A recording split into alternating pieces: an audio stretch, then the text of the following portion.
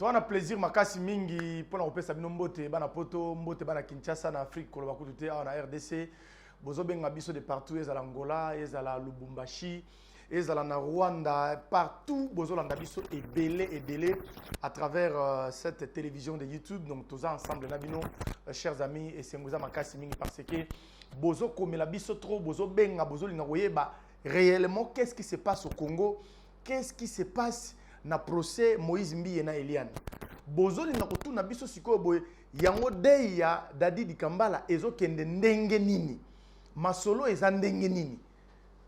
Bozoli na boye ba makambo ebele.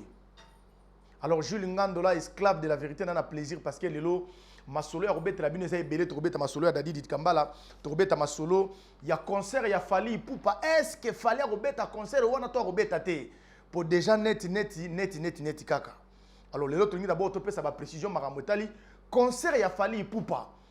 Et puis, tu as ma solo, d'abord, trop déjà que le frère Michel Bakenda allait poison. Est-ce qu'il y a solo allait poison? Ce qui est solo allait qui pas nani. Le lo boyeba et pas nani Michel Bakenda allait qui poison. Boyeba ngo lelo. De ma solo za robeta yango bande kolanga besoin ton plaisir makasi mingi. Alors, tu peux d'abord mbote na le boss Willy Lukanga otala biso depuis les États-Unis d'Amérique. Molandi monene, donc il y a Esha News TV, boza est belé partout dans le monde. Na poto coup de kolobate na un espace Schengen, boza est belé, bozo benga biso, bozo comme la biso. Voilà pourquoi la fois passée, je vous ai dit une chose que téléphone nanga est commis na ba problème. Téléphone est commis ko planté yango moko pa parce que ba appelle les belé mingi. Donc moyen ko lobaku déjà ceux qui mukete. Alors démarrons cette émission par le premier point, c'est d'abord matanga ya artiste et comédien munene mboka na biso Dadi Dikambala oyo vraiment ezolo bama awa bo artiste ba osala ba réunion ebele bazo kota ba réunion pour kotala ndeni makambo esala mais ba réunion ngo ezo sukaka na quai de poisson ba réunion wana chers amis ezo sukaka na quai de poisson, cela veut dire que bazo yoka na te mbutu ya danger ya danger d'abord à faire $15,000 oyo. La première dame, maman Nabiso, Denise Nyakeru, a pesa ki bango, tango bakene okuta na ye. Est-ce que bamisu balobi ba pesa $15,000 ngo po ba lia yango. Bamisu ba bité ezaki po to lia te ki po to organiser ba obsèque ya Dadi Dikambala et les bien. Donc deux groupes ya ba comédiens et pesi mbutu. Donc na biso que ko suwa na mo entre ba comédien na ninga ko sakanati. Alors, Mouyembe gauche vient à gauche à promettre qu'il y a déjà qui est moko. Aroya a fait sa explication bien sur cette histoire. Mouyembe gauche pour y avoir un comédien mokoti. Aza patron na bangonyo surtout na likonda. Mouyembe gauche. Alors baki na roya na expliqué opena bien Jules. Oye banani alingi toli ya mbongo wana banani bazoboya est-ce que mbongo ngo ezaki destiné pour la likambo nini pour la tout. Alors baki a bango. Le côté le qui trop. Et puis à part cela quand on a tali ba obsèque ya Dadi Dikambala bande wonangai ba kota ki réunion wana Gabriel a fâché mabe nzoka Gabriel a fâché kande boy a fâché mabe pona nini balobi batia Dadi Dikambala batia ye na imika ba comédien ba moni ngo eza insulte surtout ba comédienne ya basi ba fâché mabe ba moni ngo insulte ya kosakana te. Un grand artiste et comédien comme Dadi Dikambala, boke ne kotia ye na imika. Botalaka imika ndenge zala wa ndenge imika za donc c'est que matanga wana ko zala exposer na ba chege na ba couleur na niveau moko malgré ba disposition policière et sécuritaire tout ba kotia wana mais ba ke boye déjà na base na bango. On a fait la vérité. Boye déjà na base na bango. Moi na tout ya poto ayebi victoire. Tant balbagaron point victoire bolomo na malamoko ba chege ozomona ba miyibi ozomona ba couleur. Est-ce que tu as matanga Dadi Dikambala wana na imika ba obsèque wana ko salema bien? C'est la grande question que nous sommes en train de nous poser. Parce que l'artiste et comédienne oya basi ba telemela ki yango déjà makasi mingi en commençant par Gabriel a telemela ki yango fo alba ki jamais s'il s'agit de comédienne tout bango nyonso tout ya basi wana basala mobange na marche ba marcher pendant na Kinshasa boy ba kende ko mona Jantini Ngobila ba bisa ye to boy matanga Dadi Dikambala ba tia yango na imika alobaki ba marché ba ko marché po ba tia matanga kuna te. Alors tu éviter déjà matanga déjà ezobima. Peut-être yo muto otala biso si matanga ebimaki déjà. Ba ko tia yango wapi? C'est la grande question. Et puis tolobaki déjà bandaka la kena matanga ya Dadi Dikambala to lingi to yoka o akufaki na nini on en a pas besoin. To yebi ke biso tout toza ba wei. Biso nyonso toza ba wei. Ça ne sert à rien.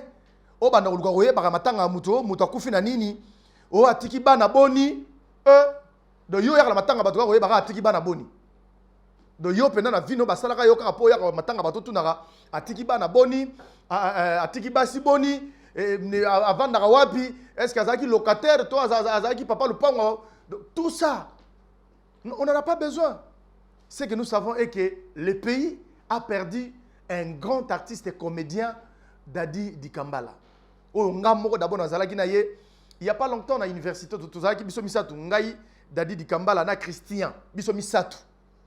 Tu vas nous boyer, tu vas solo là, tu vas discuter makambo moko ya bien, biso misatu.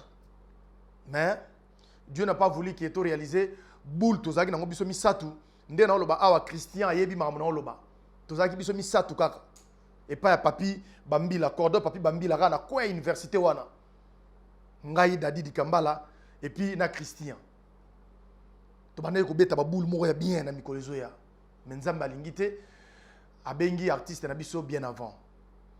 Alors babiloba loba na bino tout ya ba mwanza. Je dois encore une fois de plus que ben dali toyi na ba journaliste internet. Ba journaliste ya bimi ya mikewa na o ba chaka makele mingi internet. Na kini azana référence té. Ah on a Kishasa na référence té. Donc ti bomo na katiaka mbanga ebele wana ka na TV na bino ya internet ya. Ka ba TV à YouTube. Mais na Kishasa awa azana référence té. O zoyi wapi yebsanga. Ici à Kinshasa, nous avons des grandes télévisions et des grandes agences de communication. Le rôle balinga la facile, les agences de communication, oya munene e bana mokili mobimba balinga la facile. Ba télévision minene awa na kineza le rôle ba RTNC, le rôle ba Direct TV, ba chaîne minene ezali. On se comprend. Mais ba journalistes, vos petits journalistes là d'internet qui font trop de bruit là, qui vont certainement encore dire de n'importe quoi sur ce deuil de Dadi Dikambala. Se retourner na Kishasa, à la référence té. À ça la nulle part. Déjà ça journaliste internet. À ça la resika mokote na Kishasa na TV mokote ba yebi. À ça la TV mokote. Mais yembanga na yebele et ça na télévision ya YouTube pour na koluka ba vie, koluka so ba nini, koluka ba abonné ba comme ebele koluka ba vie et il se permet de vous raconter de n'importe quoi. Pourquoi bolandaye? C'est malheureux. Voilà pourquoi Nalobi Boy, le petit journaliste d'internet là, vous, je ne sais pas. Oh, Dadi Dikambala pose nini. Oh, Maman Olive a pesa qui boye. Non, attention, Maman Olive c'est ex-première dame. Ce n'est pas n'importe quelle femme. Ex-première dame Yambo Kanabiso, RDC. Ce n'est pas n'importe quelle femme. Et une femme de cœur. Une femme qui s'est donnée, une femme de compassion. Pas plus d'une semaine d'ailleurs. Cette femme a posé encore un bon geste. Na landi Maman Olive Lembe a outi côté à Kini, bino bato boyebi cartographie à Kinshasa. A outi côté à Kini, azo zonga na ye côté bavanda na Kingakati kuna. Na nzela kaka na makadami boye, aleki de ya Kinkole. Baza ko se diriger amoni bato moko baoke no kunda koro moko boy. Baoke no kunda koro ngo ba memi koro ngo nzoto batiango même pas bazata na mbonga cercueil te ba memi koko moko mukolo akokisi 100 ans akufi. Koko moko mukolo akokisi pena 100 ans, un siècle akufi sikoyo. Sikoyo moi bana na ye kaka moi bana misatu kaka na mwana moko ba memi koko ngo baoke no kunda ye. Batieka likolo ya moi banzete moko misatu bo balali sikoko likolo baoke no kunda ye na mawa ba ebite prix à cercueil za combien ba corbillard coûte n'en parlons même pas baoke makolo. Chers amis, ce que je vous dis c'est vérifiable, c'est une histoire vraie qui vient de se passer il y a pas une semaine. Et cette dame le roi zo le kana cortège nae Maman Olive a tellement a tuni bango mais qu'est-ce qui ne va pas? o te to ke no kunda koko na biso akufaki ba nini nde bomoni alali wana likolo ba nzete wana. Maman Olive sur les champs, chers amis, sur les champs, je vous dis bien. Et puis c'est mawa, maman bato aleli, maman Olive aleli. Atie le boko abimisi mbongo sur les champs. Oh ezaki prévité. Auti koto akini ozonga nde ozonga ndako na yakende. Atie le boko abimisi mbongo liboke apesi bango lobi bokunda koko na kimia. Na lingina yo ka bobunda te pona mbongo oyo bo sala désordre te.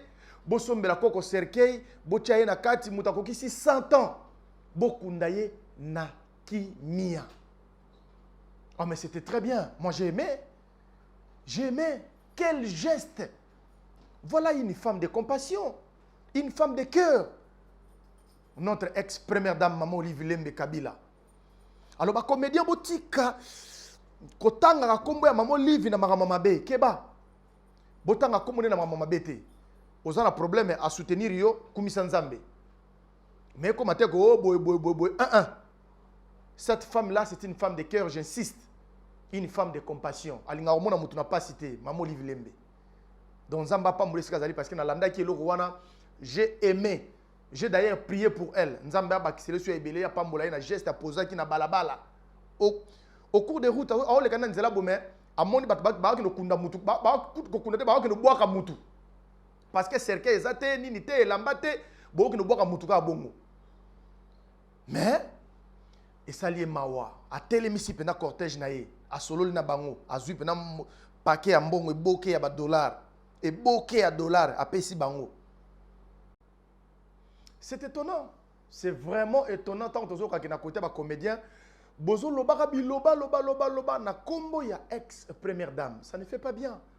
D'ailleurs, par contre, bino ba comédien faut se perdre makasi mingi bino. Je dis vous les comédiens. Faut se perdre makasi mingi. Parce que bino so comédien so bela, bo bandi ko la TV ba konzi ba yo ki basungi bino. Ce comédien m'a koufi, Maman Olive a hésité à soutenir Bino pour obsèque et ça bien. Et par contre, Biso va journaliste. Combien de journalistes meurent comme ça, qui meurent comme ça dans les hôpitaux, faute il y a des soins médicaux appropriés. Combien de journalistes va koufa pas en pamba. Biso va soutenir Bisoté. Biso va soutenir Bisoté. Oh nous on devrait aussi bénéficier Bino va comédien va bénéficier mais Bino qui la première dame, ex-première dame a Bino, car entre Bino du Soussou, loba, ça ne fait pas bien. Alors les comédiens, moi je pense que c'est la dernière fois na ben da ba comédien tout mato yango lelo. En commençant par papa Masumu de Brendé. Yoza président ba comédien surtout. Il faut ben da ba comédien mastoi. Bino bozo bénéficier na compassion wana et pas ya Maman Olive Lembe oyo biso ba journaliste tozo bénéficier na ngoté. Alors cessez de raconter de n'importe quoi, que les comédiens cessent de raconter de n'importe quoi sur le nom de notre ex-première dame. Et ça la bien té, ce n'est pas bien. Et ça malamuté. En tout cas biso tout s'impliquer pour matanga ya ndeko na biso Dadi Dikambala eleka kitoko makasi mingi. Donc là c'était juste mise au point na kinacha par rapport à dossier wana rapidement d'abord. Likambo ibeleza likambo ya concert ya Fally Ipupa bandeko na boyebi concert ya Fally Ipupa o tozomona ba combattant baza divisé.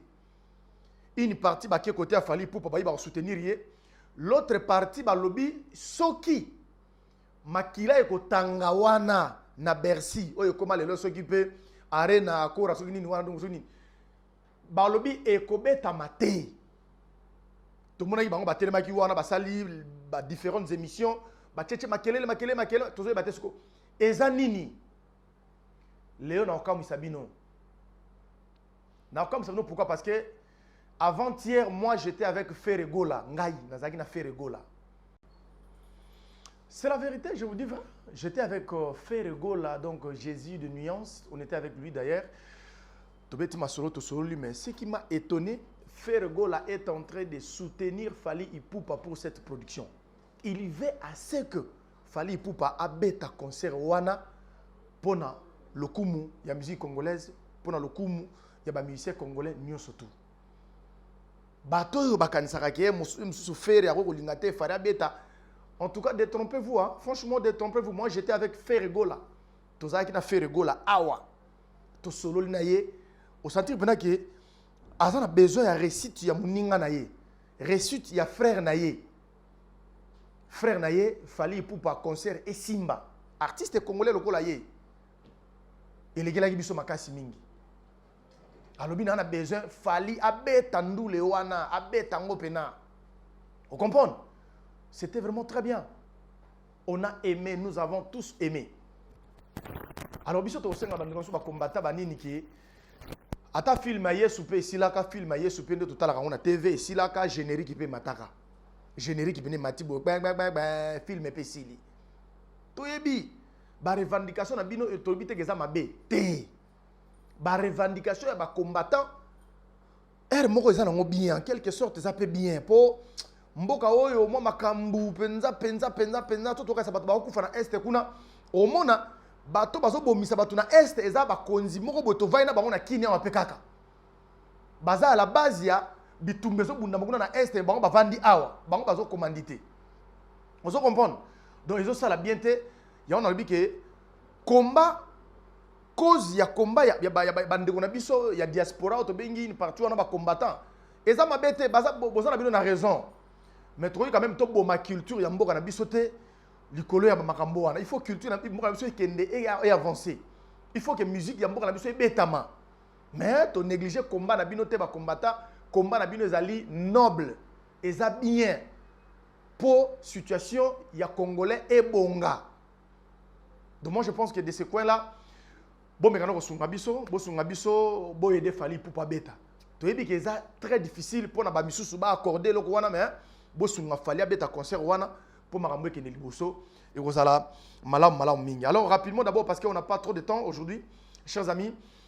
Ah na Kinshasa et loba mitro et Panzani mututu ayebi le frère Michel Bakenda o ya sala sex step na wana sex step o sala ke yemoko na soni wana na mawana a se retirer na musique chrétienne a zo retraite musicale a na kine Panzani que le frère Michel Bakenda allait poison.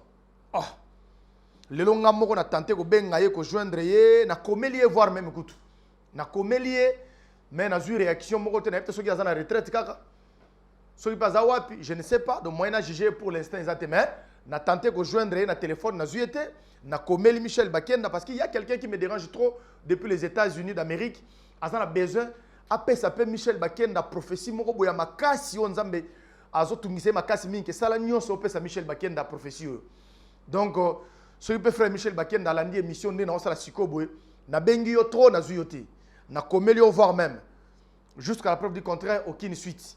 Alors mais soko landinga sikoboy sala nyonso okota en contact nanga parce que tu as déjà mon numéro tu en as donc benganga poto solola makambo solana yo eza ebele.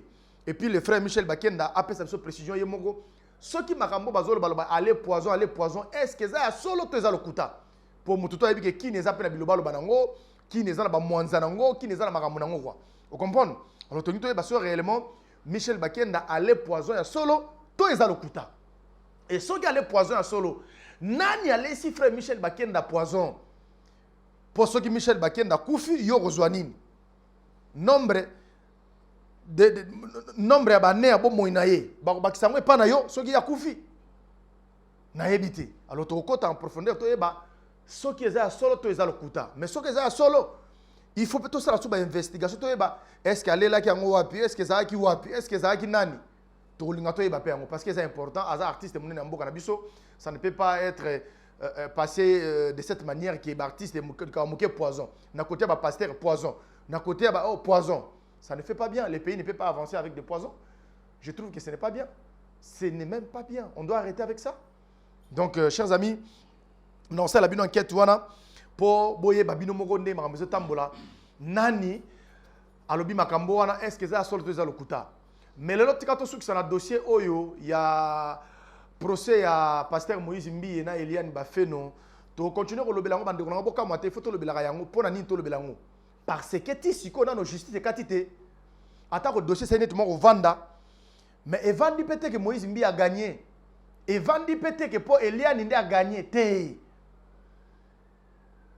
ba petit journaliste ya mike ya YouTube les petits journalistes o ba vanda mikolo mingi na côté ya première wana les petits journalistes internet Beaucoup me disent que le gang a makasi Moïse Mbi a gagné procès Siri. Qui vous a dit ça? Qui vous a dit que le procès est Katani? Détrompez-vous. Ça ne va pas m'étonner parce que je sais que vous êtes des petits journalistes d'Internet. Vous qui cherchez seulement le nombre de vues et les abonnés. Voilà pourquoi, sur vos télévisions de YouTube, vous racontez de n'importe quoi. Vous ne savez pas quoi dire. C'est ça.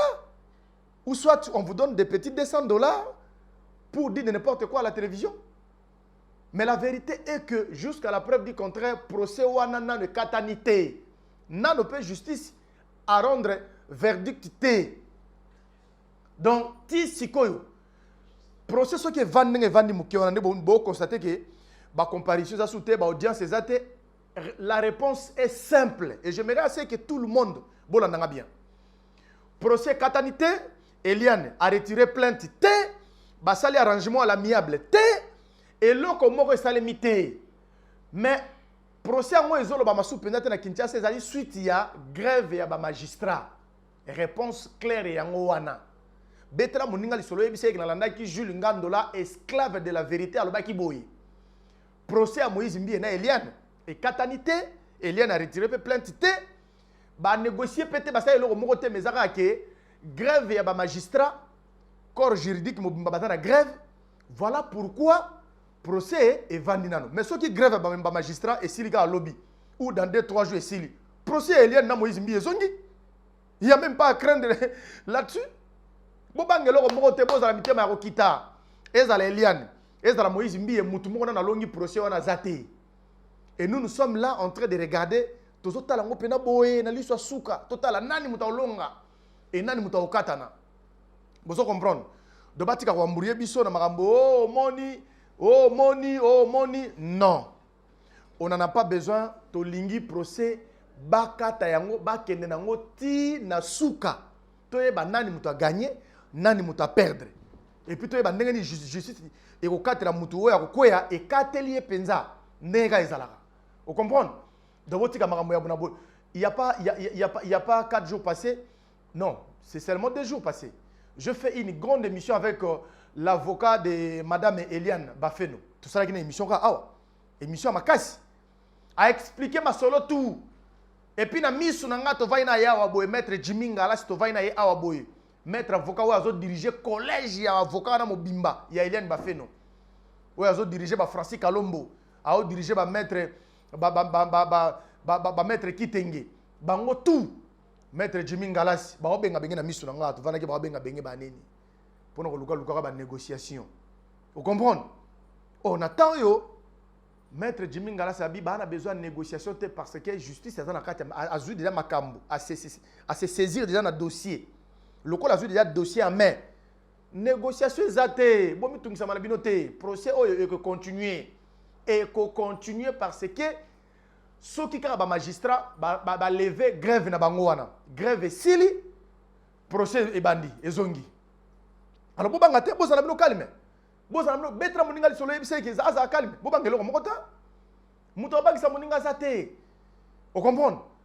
Ngamo kutu ngamo ici déjà ba pandinga déjà sango. Et le bami déjà trop. Ezolo ba molbanda Jules Ngandola yo pe kala mingi te.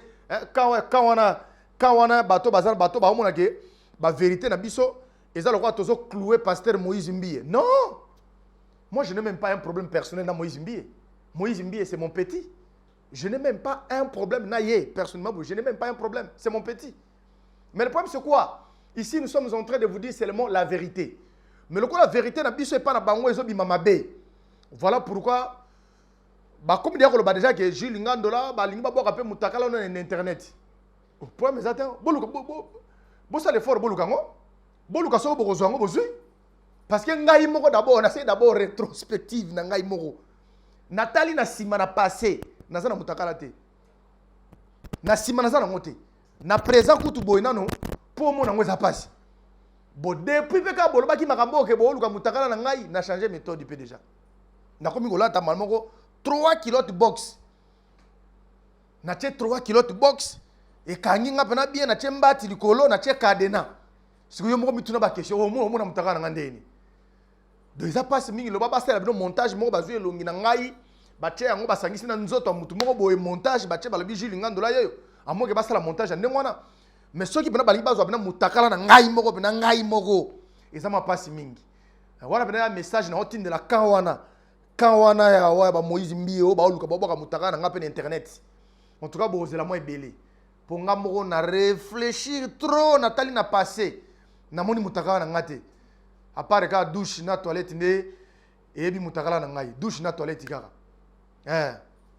douche na toilette so tuni bango nde bako pesa mais quoi douche na toilette bazana bako pesa pe ngote donc oti ko mona mutakala na ngate on se comprendre naza ekenge kolekata nyau ekenge ya nyama on se comprendre biso to ba toto ba vérité nous sommes des esclaves de la vérité alors to comme na kota suka bandeko na ngai nazo ben na matoyi na ba journaliste internet bo pesa ba information vraie et vérifiable. Il ne faut pas passer dans vos télévisions de YouTube pour raconter n'importe quoi. Oboko sakosakabatu ezama B. Ezama B makasi mingi. Merci donc on a boss Willy Lukanga, merci donc on a Jerigol, ma Jerigol, hein, toujours Kitoko parce que grâce à Yende tu réaliser émission à Kitoko Oyo. Merci donc on a Merlin Follow, hein, de tout le temps de tous les jours. Merci na Chimène petit nanga Chimène donc à la mingi to yindisa. Makambo Yokobeba Nandenge, il y a des fois tous ensemble avec la grande équipe que je n'ai pas les noms. Mais au fur et à mesure, les boss Willy Lukanga, nous sommes ensemble. Nayemoko donc Emma Kapita Motema Maman Sandra, tous ensemble, tous continuer le bagage la vérité, rien que la vérité. Oh toi linga benganga na plus 243 999 131 004. Je reprends plus 243 999 131 004 Orozwanga Jules Ngandola par WhatsApp, par appel, message, tout Orozwanga sans problème. Je suis de cœur avec vous, chers amis. D'ici là, portez-vous bien et que Dieu vous bénisse. À la prochaine. Ciao.